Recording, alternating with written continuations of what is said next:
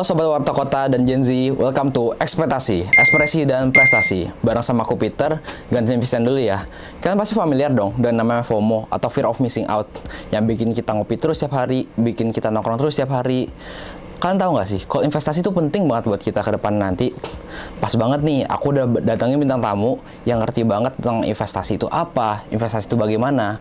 Kan pasti penasaran dong, siapa itu tamunya. So stay tune ya di Ekspektasi, Ekspresi dan Prestasi. Investasi itu tidaklah memandang usia, baik remaja maupun dewasa. Semuanya punya kesempatan yang sama. Tidak ada kata terlambat atau terlalu cepat untuk memulai. Masa depanmu ditentukan dari langkah pertamamu. Ayo, investasi sekarang juga. Welcome back to Ekspektasi, Ekspresi dan Prestasi. Nah, udah hadir nih tengah kita nih bintang tamu kita yang keren banget ini, Mas Jason. Halo Mas. Halo Mas. Nah, seru banget nih hari ini kita bakal ngomongin tentang investasi dengan Mas Jason ini. Nah, sebelum kita ngobrol nih Mas, mungkin Mas Jason bisa perkenal nih Mas dengan sobat Gen Z nih.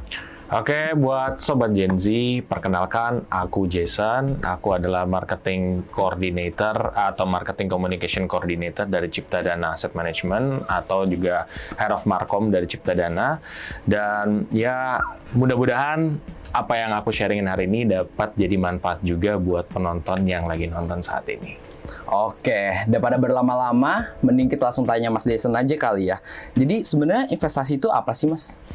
Oke, investasi itu adalah sebenarnya penempatan modal dengan ekspektasi bahwa kedepannya itu akan mendapatkan keuntungan tentunya. Itu yang namanya investasi. Nah, berarti yang membedakan investasi dengan menabung itu apa ya Mas? Jadi, investasi dan menabung itu bedanya apa? Kalau misalkan investasi, ya seperti yang tadi aku bilang tuh, kita kan ngarepin ya ke depannya berkembang dong, ya kan, dananya berkembang. Sedangkan kalau menabung, ekspektasinya apa? Ekspektasinya yang nggak ada. Itu lebih ke aman, terus juga likuiditasnya juga bagus. Likuiditas tuh maksudnya apa sih? Likuiditas tuh maksudnya adalah kayak kalau kita butuh, kita ditarik gampang. Kalau investasi kan tergantung investasi ya, seberapa cair atau enggak.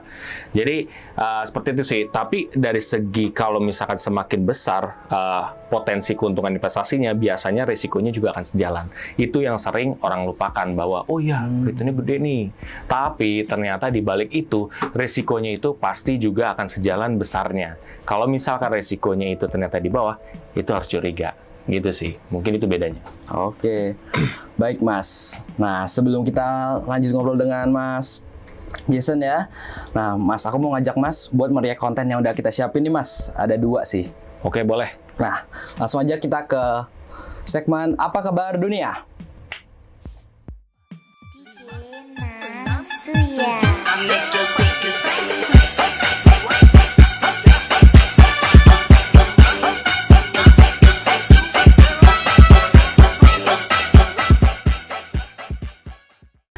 Disebutkan oleh Ciptadana bahwa investasi di reksadana lebih baik dilakukan sedini mungkin karena investasi rutin di reksadana tersebut sekarang sudah bisa dimulai dari Rp10.000 saja. Nah, bagaimana sih Mas proses untuk investasi rutin di reksadana ini dengan Rp10.000 saja? Sebenarnya begini. Nah, dalam berinvestasi, kita kan tahu ya, kalau nominal untuk awal investasi itu biasanya gede-gede. Ya, ada orang yang deposito yang 5 juta, 7 juta awal masuk. Nah, di situ kan tidak semua orang bisa mengakses investasi itu. Belum tentu. Kalau lo ada duitnya, ya mungkin. Tapi kan konteksnya nggak semua orang bisa begitu. Nah, dengan reksadana, kita bisa mulai berinvestasi dari nominal yang 10.000. Mungkin masnya kayak wah 10.000 biasanya gue beli kopi nih gitu kan. Ya sekarang bisa investasi dengan terjangkau itu. Nah, harapannya adalah bahwa generasi-generasi muda, Gen Z, ya teman-teman semua, itu jadi bisa berinvestasi. Jadi nggak ada alasan, karena dari 10.000 aja bisa. Nah, 10.000 apakah harus konsisten 10.000? Enggak juga. Kalau misalkan sahabat Gen Z ini punya duit lebih, katakan 100.000 ataupun lebih, bisa jutaan, ya itu lebih bagus. Tapi intinya 10.000 itu adalah keterjangkauan, supaya sahabat Gen Z pun juga bisa mulai. Nah, cara mulainya nanti kita akan coba diskusi sama-sama. Gitu, Mas. Oke Mas, mantap. Nah, kalau gitu kita langsung aja ke konten selanjutnya. Let's check it out.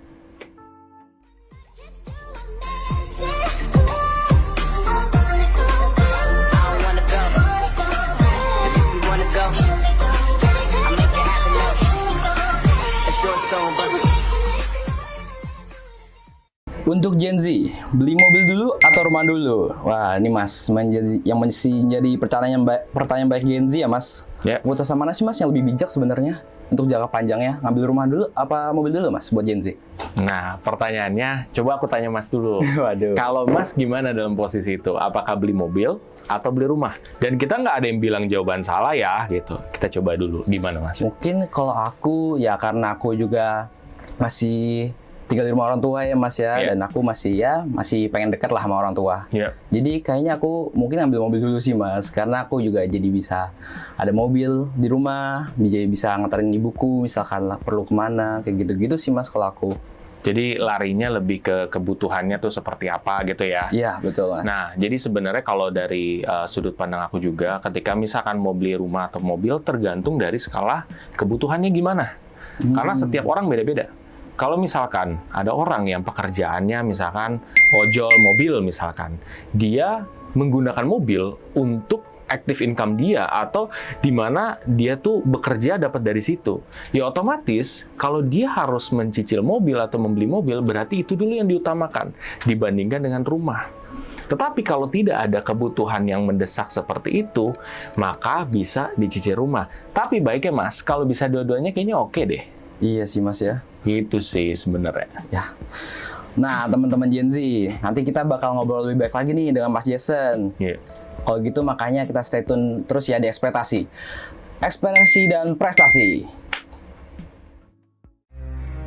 Investasi itu tidaklah memandang usia, baik remaja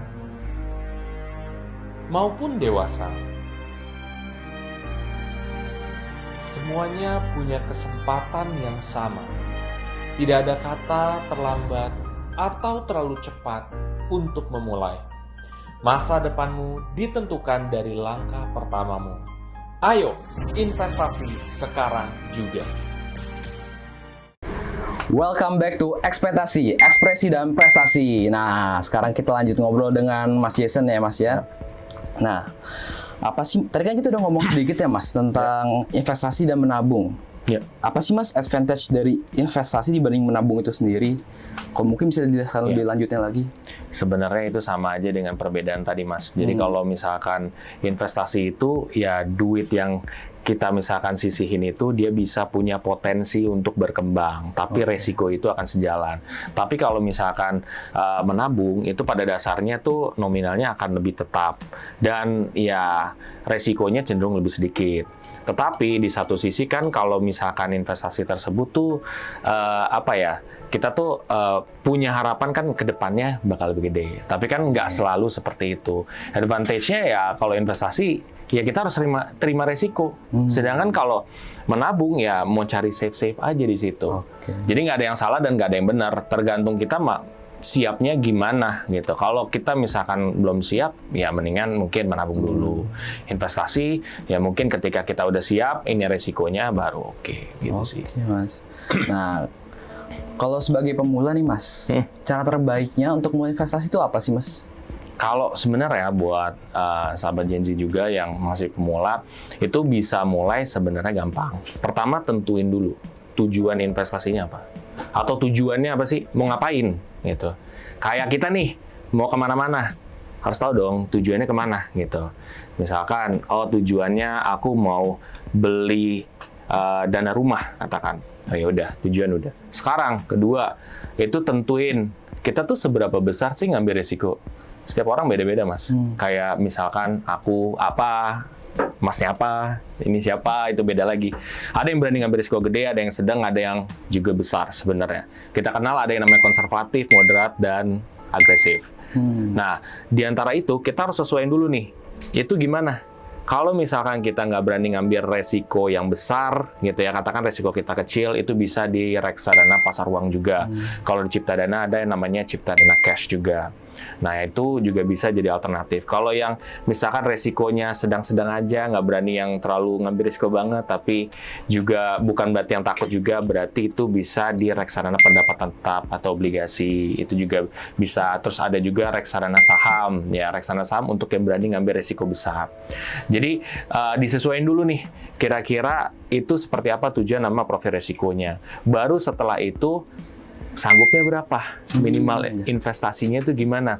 Karena setiap orang, kan setiap investasi, itu punya minimal investasi. Kalau di reksadana, seperti yang tadi aku udah bilang, itu tuh bisa dimulai dari 10.000. Jadi 10.000 itu udah terjangkau banget. Tapi tidak semua investasi seperti itu. Makanya kita harus cek dulu nih, berapa duit kita yang mau disisihin.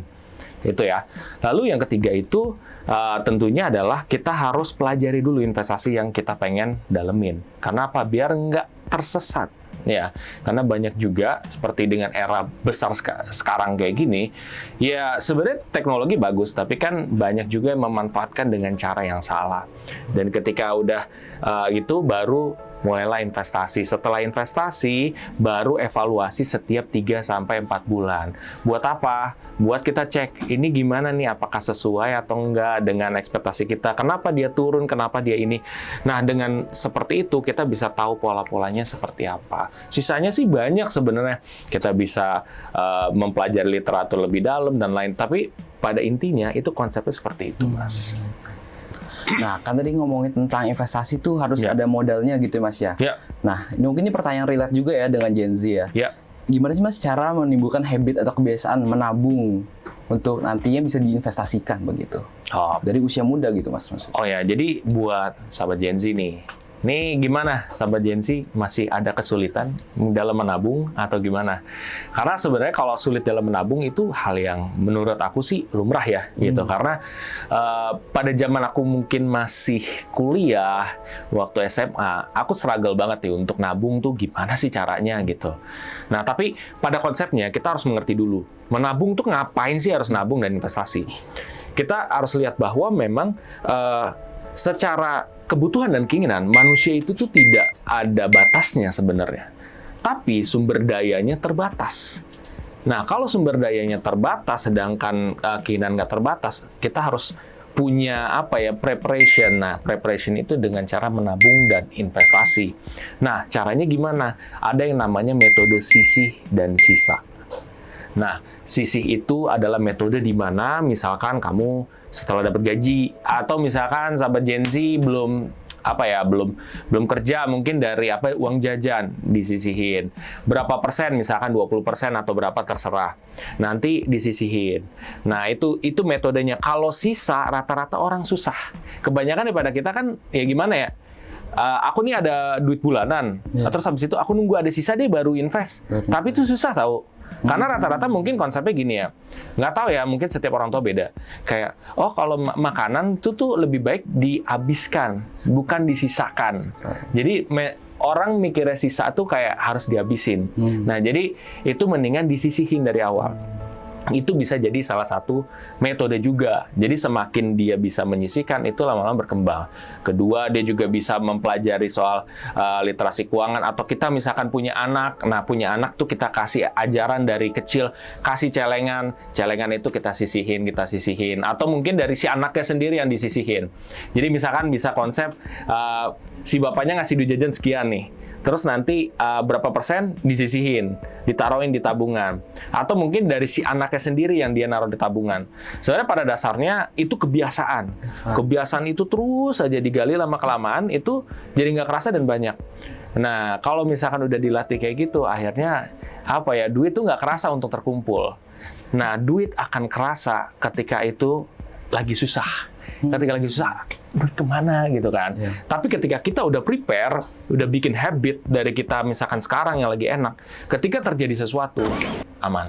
Itu sih. Jadi itu strateginya gitu, bisa dengan cara menyisihkan, terus juga bisa dengan ada celengan, terus nanti udah terkumpul, nanti ketika udah gede bisa investasi atau gimana, itu bisa-bisa aja Mas. Banyak sih. Oke, baik Mas. Nah, tadi kan ngomongin juga tentang duit bulanan ya Mas ya, misal kita dapat segala macam. Nah, gimana sih Mas cara mengelola resiko investasi bagi orang yang pendapatannya itu variasi penghasilan aktif dan pasif? Itu gimana sih Mas? Sebenarnya kalau kita ngomongin soal risiko ya, investasi itu akan sejalan dengan risikonya juga. Dalam arti investasinya punya potensi keuntungan gede, risikonya juga besar. Ya kan. Nah, gimana cara manage itu semua? Ya kita harus tahu. Misalkan tadi penghasilan aktif ya, atau aktif dan pasif. Pasif. Jadi kalau penghasilan aktif kita punya dari gaji. Ya, ketika dari gaji berarti setiap gajian kita udah sisihin. Itu yang aku terapin ke diri aku sendiri. Ya, jadi ada gaji sisihin, ada gaji sisihin. Nanti ya berarti kamu harus hidup pokoknya sampai duit itu pokoknya habis. Jadi diusahain mentalnya jangan ngambil dulu. Kita mikirin masa depan. Jadi ketika kita udah punya mindset kayak gitu, itu udah oke tuh. Nah itu dari kalau misalkan pekerjaan aktif. Kalau misalkan pekerjaan pasif, itu kan logisnya dia adalah menggulung duit itu. Mungkin kayak pengusaha dia kan mikirnya adalah kayak gimana cara ngegandain ya duit saya gitu ya. Ya, nah ketika mindsetnya kayak gitu berarti dia lebih ke asset allocation. Nah dari asset allocation itu dari duit pasif tersebut ya bisa disisihin juga atau misalkan ditaruh dalam jumlah besar nanti bisa dialokasiin. Tentunya juga jangan taruh di dalam satu investasi yang itu aja satu, tapi diversifikasi. Misalkan ada yang ditaruh di reksadana pasar uang, ada yang mungkin ditaruh reksadana pendapatan tetap, ada yang taruh di reksadana saham. Jadi supaya apa? Supaya resiko itu tersebar. Kalau kita istilahnya mungkin Masnya kenal ya, istilahnya apa ya? Jangan menaruh telur dalam keranjang. Hanya satu keranjang. Jadi kalau kita taruh telur tersebut di satu keranjangnya misalkan jatuh terus pecah, ya kan kalau kita ada 2 lagi kan kita masih aman. Kalau misalkan ternyata kita cuma punya 1, ya udah game over. Nah, makanya selalu diversifikasi. Metode sisi itu tuh mau kita aktif atau pasif itu bisa digunain. Nah, jadi dengan punya metode sisi kayak gitu terus diversifikasi itu bisa menyebar resikonya. Mungkin bahasanya gitu. Kita tidak menghilangkan resiko tapi menyebar resiko. Gitu sih. Oke. Baik, Mas. Nah, kayaknya ini sobat Gen Z tadi kan bahas tentang pendapatan aktif dan pasif ya, Mas ya. Kayak mereka mungkin masih banyak yang belum tahu ya Mas ya. Pendapatan aktif itu apa, sebenarnya pasif itu apa. Mungkin bisa dijelaskan Mas. Nah, pendapatan aktif sama seperti mungkin kita lagi kerja di kantoran. Mungkin Mas lagi kerja di kantoran kan, itu juga pendapatan aktif tuh, di mana kita harus berusaha keras untuk mendapatkan hasil tersebut.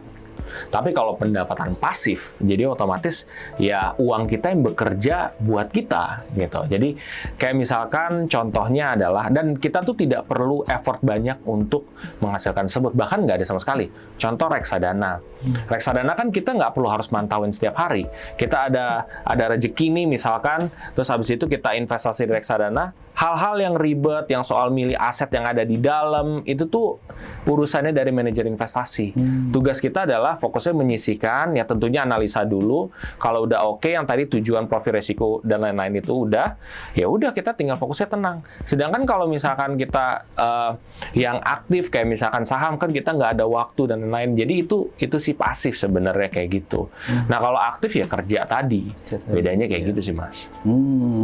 Nah kita juga ada satu pertanyaan nih Mas dari follower kita. Ya. Dari Michelle ____.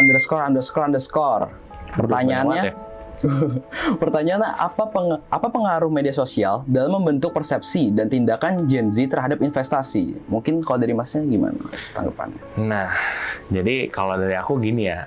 Coba deh, ini aku dari Gen Y ya sebenarnya ya, buat info aja. Jadi pada saat aku era waktu kecil ya, pada saat itu kan aku kelahiran tahun 1994 ya.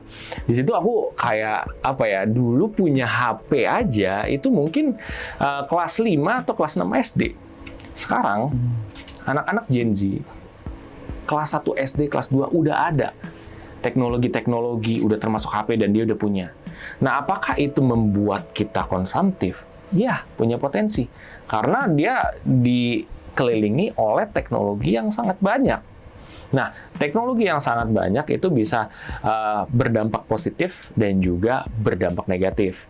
Nah, kalau misalkan positif, ya kita bisa dapat informasi lebih banyak. Orang tua kita mungkin ngelihat di perpustakaan, nggak usah orang tua kayak aku aja gitu ya, banyak nyari info tuh di perpustakaan zaman dulu. Sekarang kayak di Google aja udah banyak, di mana udah banyak. Jadi beda banget gitu, dan otomatis kemungkinan untuk konsumtif tuh lebih besar gitu, Mas. Jadi harapannya orang-orang Gen Z ini tuh harus dibimbing. Ketika dia bisa dibimbing dari kecil, hasilnya bisa jadi lebih bagus daripada orang-orang yang ya Gen Y kayak saya ataupun Gen X gitu, karena udah semuanya teknologi udah ada gitu sih. Oke. Nah, mungkin ini terakhir nih Mas dari kita. Terakhir banget nih Mas. Ya. Nah, ada nggak sih Mas tips and trick bagi Gen Z yang ingin memulai investasi? Atau mungkin Masnya bisa nyemangatin nih teman-teman kita nih biar bisa investasi juga. Oke. Jadi tips untuk mulai investasi sebenarnya kayak tadi. Ayo, masih ingat nggak? Ya, kalau misalkan belum ingat atau lupa, ya ini aku ingetin lagi. Masnya nih, misalkan tentuin tujuan investasi seperti apa, profil resikonya kayak gimana, berani ngambil resikonya seberapa besar. Ketiga itu dia mau punya nominal berapa dalam investasi.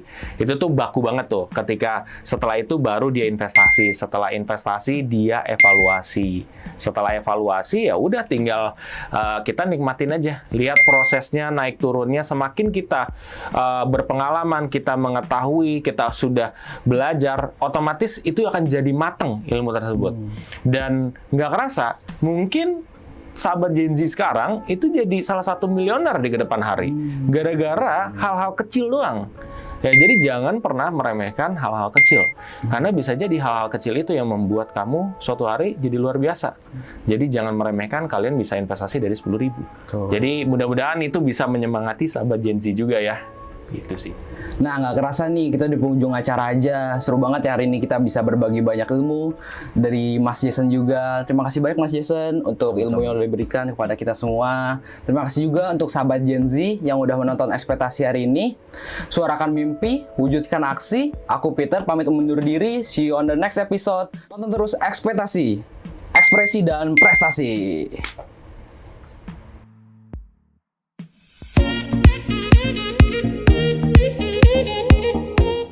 Jangan lupa subscribe ya.